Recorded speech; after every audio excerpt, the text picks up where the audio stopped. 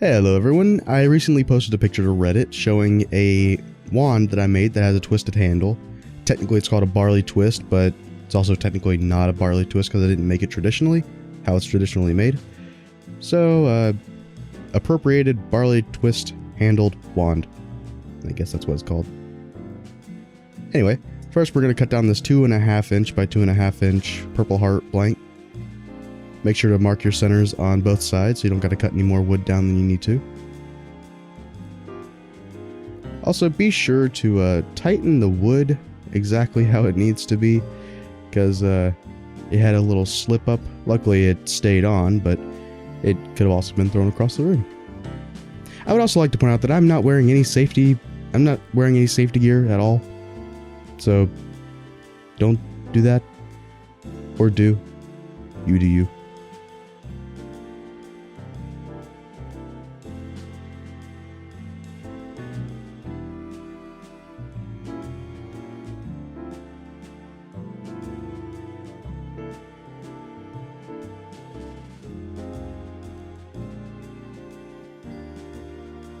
Always take a lunch break.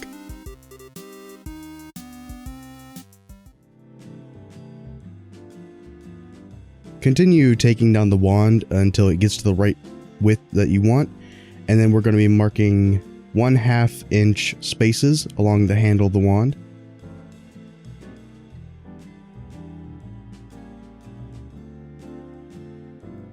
And then on the perpendicular lines that were originally made on the front and the back, continue those lines and then half those lines so that they're all 1/2 inch squares. Eventually have a 1/2 inch square grid.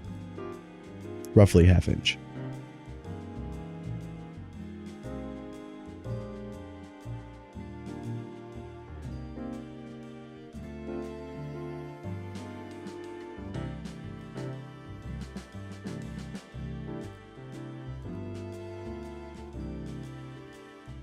So to actually make the spiral, we're first going to make a guide to follow. So we can make the spiral, go from one corner of each square to the next corner until you get to the bottom. Now I actually messed up a little bit here because I didn't leave myself any room at the end. So after this, I'm going to go back and fix that.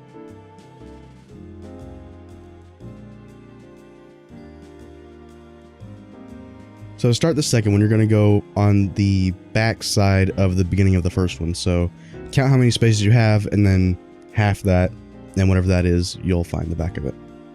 And then just do the same thing you did in the first one.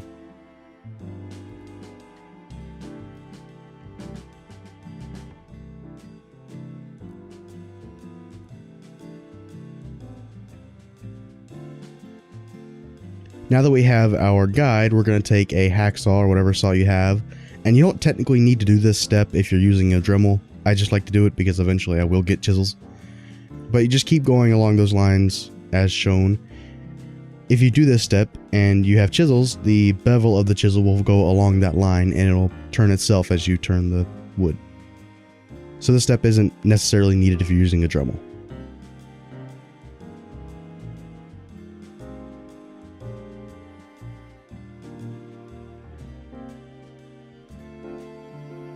So since I'm using a Dremel, I'll be using a high-speed steel burr bit to get most of the carving done, and a sanding attachment so that I can get the groove started. Now you can just use a sanding attachment, it will take longer, but you can do it. I recommend the burr bits because when you get down to it, the bigger the sanding drum is, the smaller the width of the spirals will be. If you have a small bit, you will have larger sides unless you shave them down. But if you use the sanding bit to start the grooves, you can then go in with the high-speed steel bit and carve out the inside of it while keeping the same width that you like.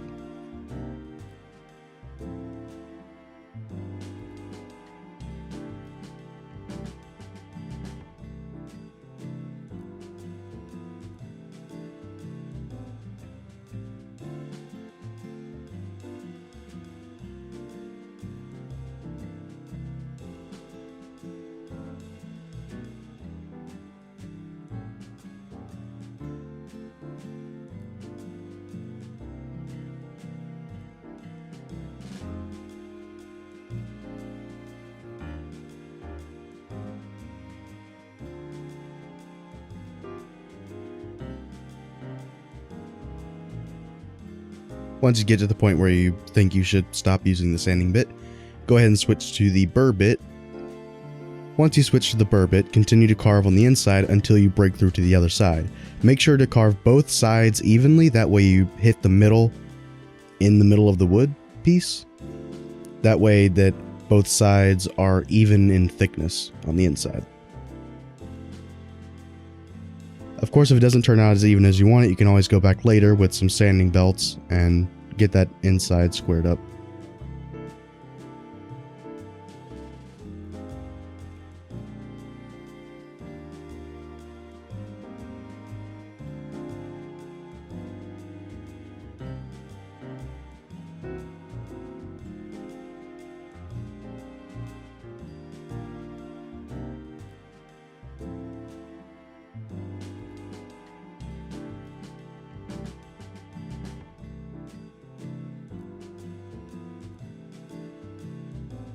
Now once you roughly have the spiral going, I would recommend starting on the stem of the wand, as once you complete the spiral, it will be very hard to turn the piece of wood after that.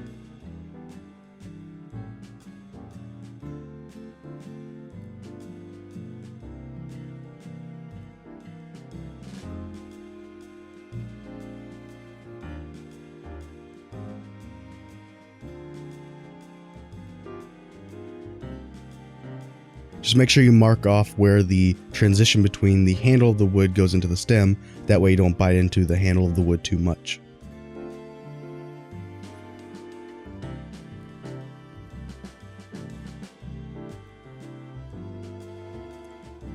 But continue to make sure that the transition between the handle and the stem is smooth.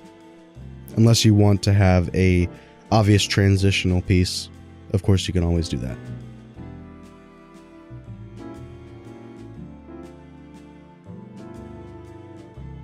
I had to use my hand to stabilize the piece as it started to chatter when it gets, smaller. Later on, when this gets a lot smaller, you're going to have to use your hand to stable it, unless you're sanding. I do recommend sanding. It does take a bit more, but it reduces the risk of the wood piece breaking.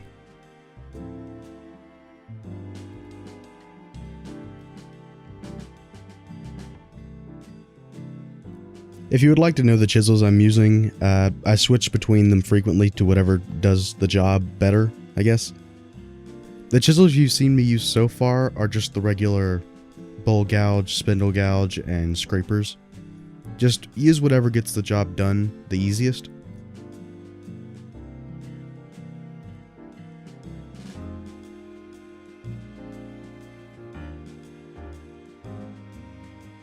Once you have the thickness of the stem roughly where you want it, go back to the handle and make sure that the grooves are still nice and noticeable.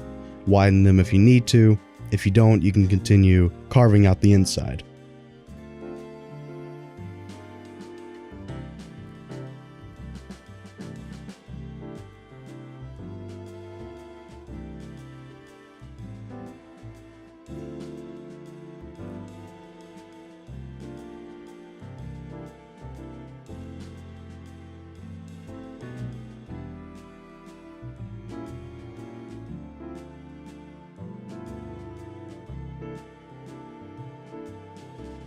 Also be sure to keep in mind that if you're using a wood like Purple Heart or Red Heart, when you heat the wood up, it does burn and it goes very dark purple very easily.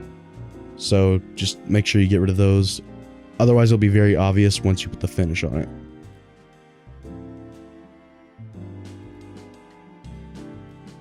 I had to alternate using different sanding belts very often.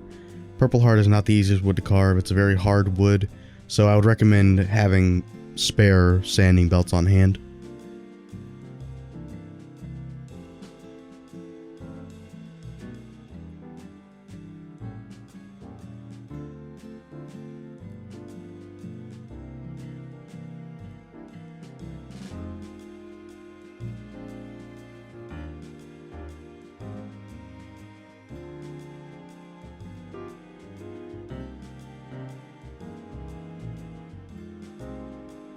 I've switched to my high-speed steel burr bit to get rid of the material in the middle. Also be aware if you are using a sanding drum attachment for your Dremel. The more it heats up, the easier it will be for the belt to slide off, and I've had several jump off of the Dremel before, and it's annoying. So watch out for that.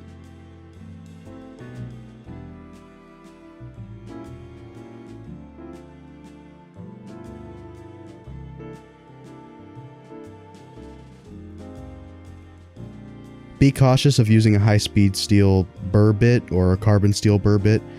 When you get inside the wood like this, it likes to chatter between the walls of the spiral, and it could very easily break the piece whenever you have the middle removed. So be careful with that.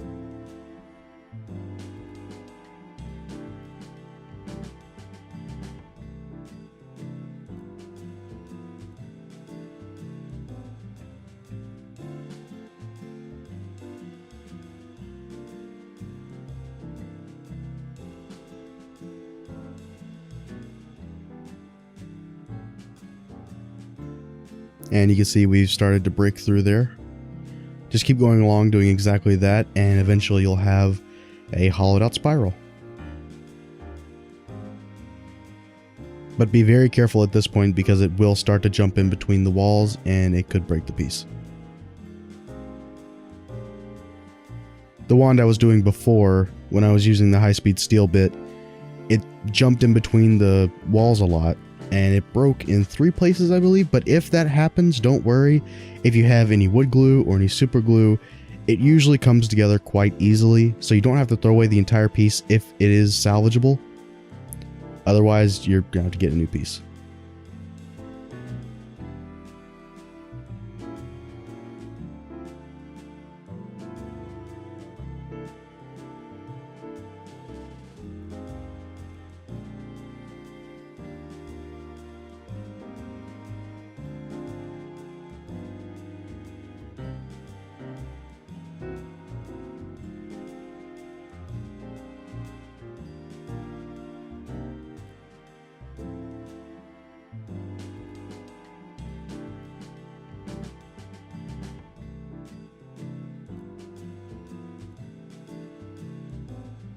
Now once you're ready to sand, realize that you don't have the sanding belts that you need, run down to Home Depot, come back, then start sanding. I recommend getting fabric-backed sanding paper that you can cut into strips to sand the inside of the spiral. The paper ones, they rip really easily, so fabric back is the way to go.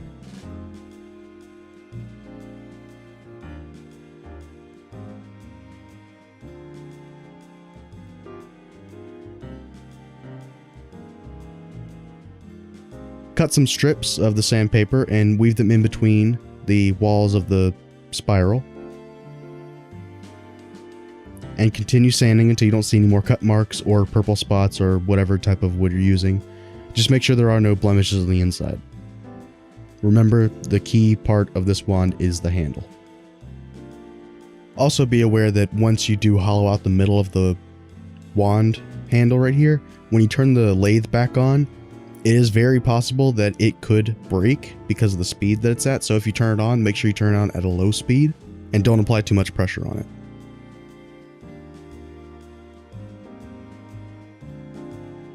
Now once you have the sanding roughly where you want it to be, start working on the stem of the wand a bit more.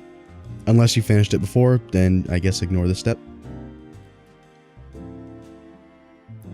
Be very careful if you are doing this step, as I am, because the wand handle is very fragile.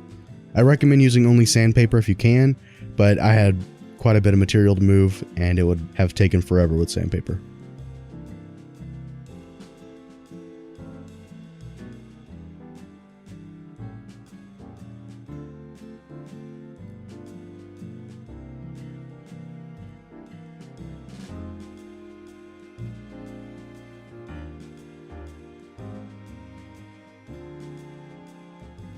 Make sure that you alternate the way you sand. I would recommend after sanding it while it's on, turn the machine off and sand it lengthwise and then start the next grit. That way it gets rid of the scratches of the previous grit.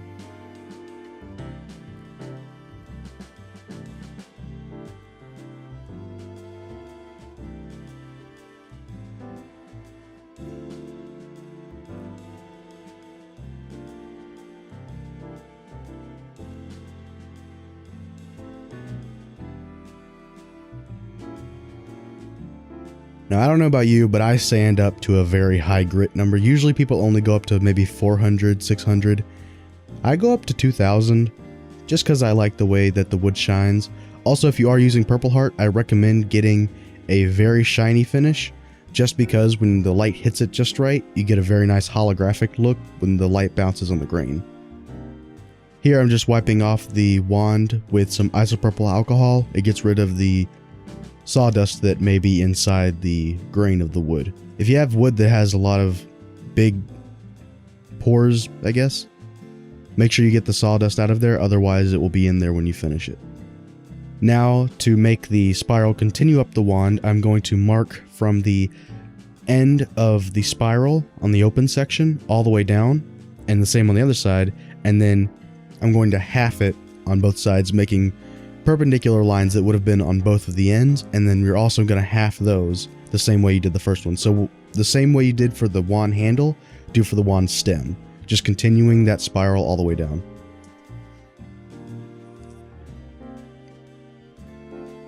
And you can eyeball this, it does not have to be perfect as long as the spiral looks nice.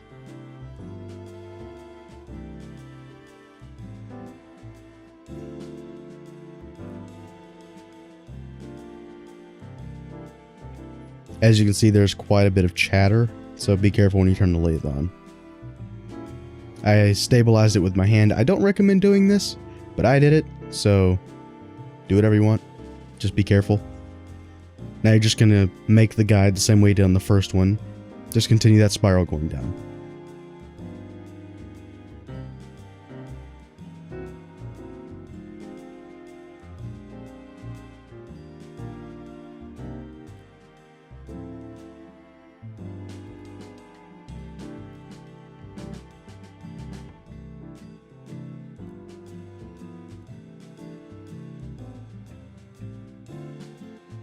Then my camera died, and I didn't notice until I had already started sanding and had made the spiral on the stem. So this is what it will look like if you do it the same way you did on the first one. Just don't cut into the middle.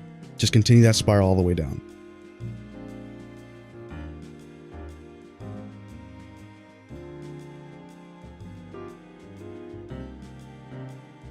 Now at this point, I do recommend cleaning up your workstation of any miscellaneous items, and especially sawdust, because after this point we will be finishing the item, and I will be using polyurethane. Dust really loves to stick to finish, unless you're using an oil, of course. Now I'm just polishing up to 2000 grit. You do not have to do this. I recommend it just because it looks really nice with Purple Heart, but it is optional.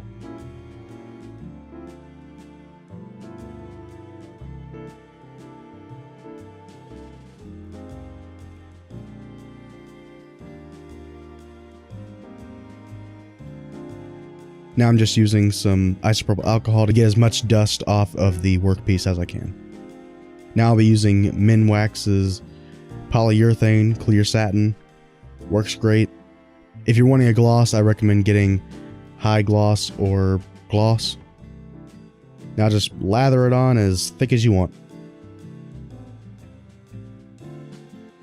If you have satin, you're gonna have to do a thicker layer than what you would have with like a semi-gloss.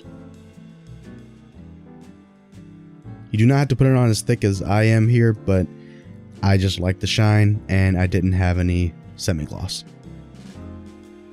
Make sure if you're using a paper towel or a sponge that the strokes of the polyurethane are going the same way as the grain. That way, if you have any like paintbrush marks after it's dried, it's going in the way of the grain and you don't really notice it. Once you let the finish dry and apply it as many layers as you want, I'm going to take it off the lathe and start sanding it down. I don't recommend doing it this way, it's just the only way that I can. I don't have a saw to cut off the ends, so I'm just going to use my disc sander to sand down the ends until they're like I want them.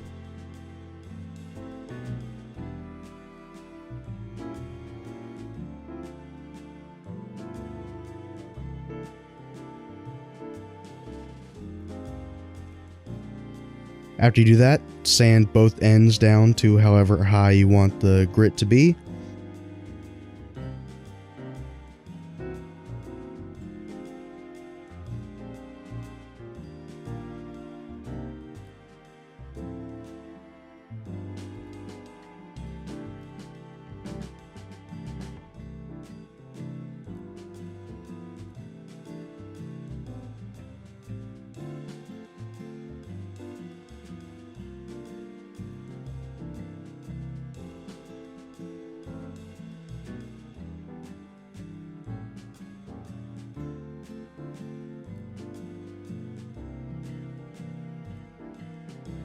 Apply finish to both ends, let that dry, and there you go. You have a wand with a spiral handle. I hope you liked this tutorial.